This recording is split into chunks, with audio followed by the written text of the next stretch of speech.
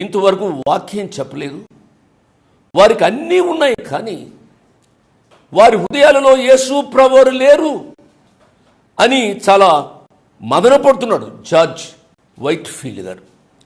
అప్పుడు ఆయన ఏం చేశారంటే, తన చేతికున్న ఉంగరాన్ని తీసి ఆ గోడ మీద వన్ థింగ్ దౌ ల్యాకెస్ట్, మీకు ఒకటి కొదువుగా ఉన్నది అని చెప్పి రాసి ఇక ప్రార్థన చేసి వెళ్ళిపోయారు.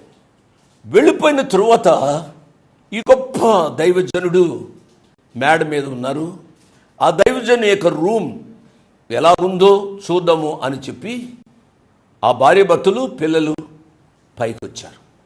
పైకొచ్చేసరికి వారి కళ్ళకు మొట్టమొదటిగా కనిపించింది ఏమిటి అనగా, ఆయన తన ఉంగరంతో రాసిన ఆ మాట, వన్ థింగ్ దౌ ల్యాకెస్ట్.